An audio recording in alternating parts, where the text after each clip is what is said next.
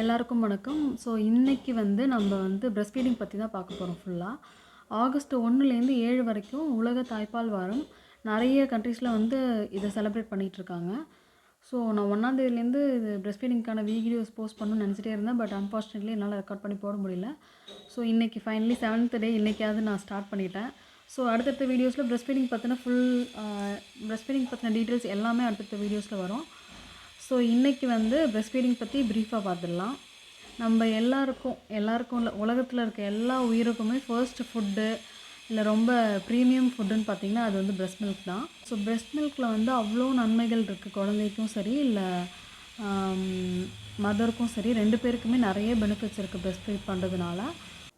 So breast feeding எவ்வளோ நேரத்துக்குள்ளே கொடுக்கணும், பிறந்த குழந்தைக்கு எவ்வளோ நேரத்துக்குள்ளே கொடுக்கணும் அப்படின்னு பார்த்தீங்கன்னா, பிறந்த 1 மணி நேரத்துக்குள்ளே கண்டிப்பாக கொடுத்துருக்கணும். நீங்கள் எவ்வளோ சீக்கிரம் நீங்கள் பிரஸ்ட் ஃபீட் பண்ண ஆரம்பிக்கிறீங்களோ அந்தளவுக்கு அதிகமாக உங்களுக்கு பால் சுரக்க ஆரம்பிக்கும். முன்னாடியெல்லாம் சிசேரியன்னா 1 மணி நேரம், இல்லை நார்மல்னா அரை மணி நேரம் அப்படிலாம் இருந்தது. இப்போ அப்படிலாம் டைம் லிமிட்லாம் கிடையாது. குழந்த பிறந்த உடனே எவ்வளோ சீக்கிரம் உங்களால் கொடுக்க முடியுதோ அவ்வளோ சீக்கிரம் கொடுத்துடணும். ஒரு 5 மினிட்ஸ்லேயே உங்களால் கொடுக்க முடியுது அப்படின்னா 5 மினிட்ஸில் நீங்கள் கொடுத்துடணும். இல்லை ஒரு 1/2 hour ஆகுதுன்னா 1/2 hourக்குள்ளே கொடுத்துடணும். ஸோ டைம் லிமிட் எதுவும் இல்லை. Breast feeding should be started after delivery as soon as possible. எவ்வளோ சீக்கிரம் முடியுதோ அவ்வளோ சீக்கிரம் ஆரம்பிச்சிடணும். 1 hourக்குள்ளே மேக்ஸிமம் நீங்கள் ஆரம்பிச்சிருக்கணும். நிறைய பேரண்ட்ஸு இல்லை அந்த கூட இருக்கிறவங்க அட்டெண்டர்ஸ் என்ன பண்ணுவாங்க அப்படின்னா, கொடுத்து பார்ப்பாங்க. ஒரு 1 day 2 daysக்குள்ளே அதுக்கு பால் இல்லை, அம்மாவுக்கு பால் இல்லை, அது ஒல்லியாக இருக்குது, பாலே கிடைக்கல குழந்தைக்கு அப்படின்லாம் சொல்லி நம்மளை ஆர்டிஃபிஷியல் ஃபீடு கொடுக்க என்கரேஜ் பண்ணுவாங்க. ஸோ அந்த மாதிரிலாம் எதுவுமே பண்ணாதீங்க. கொடுக்க தான் உங்களுக்கு செக்ரேட் ஆகும். ஸோ பிரஸ்ட் ஃபீட் பண்ண தான் உங்களுக்கு இன்னும் செக்ரேஷன் அதிகமாக இருக்கும்.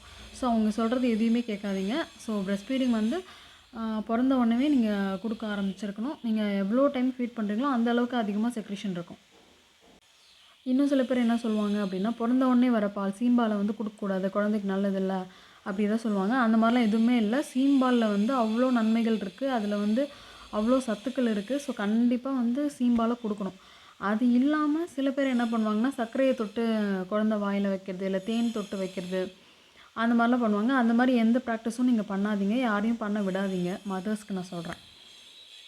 ஸோ அடுத்தடுத்த வீடியோஸில் இன்னும் பிரஸ்ட் ஃபீடிங் பற்றின எல்லாமே பார்க்கலாம். பிரஸ்ட் மில்க் எப்படி செக்ரேட் ஆகுது, அதோட எந்தெந்த பொசிஷனில் வச்சு கொடுக்கணும், அதோட பெனிஃபிட்ஸ் என்ன, அம்மாவுக்கு என்ன பெனிஃபிட், குழந்தைக்கு என்ன பெனிஃபிட், எல்லாத்தையுமே லைனாக பார்க்கலாம். தேங்க்யூ.